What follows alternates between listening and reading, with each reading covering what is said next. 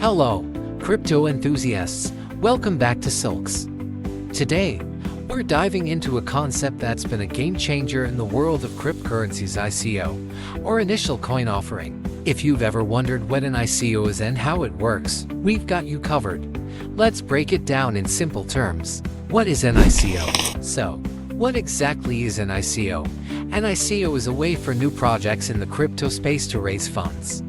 Think of it as the cryptocurrency version of an IPO, initial public offering in the stock market. How does an ICO work? Let's break down the ICO process into a few simple steps. Step 1. Token creation. First, the company creates tokens that they'll sell to investors.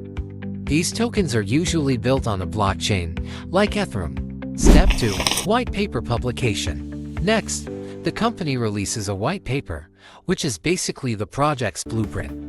It explains the project's goals, the technology behind it, and how the funds will be used. Step 3.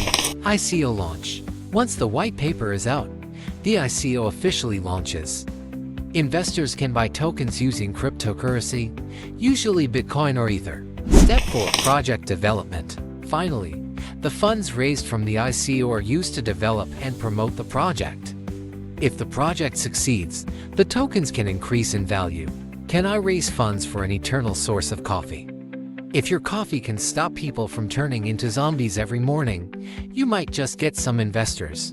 Example of a successful ICO. One of the most famous success stories is Ethereum. In 2014, Ethereum raised $18 million through its ICO, and today, it's one of the leading cryptocurrency platforms, with its value skyrocketing since then.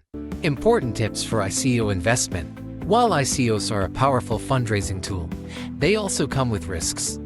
It's crucial to research the project, understand the team behind it, and evaluate its potential before investing. Always be cautious and do your homework. That's a wrap for today's video on ICO in simple terms. If you found this helpful, don't forget to like, subscribe.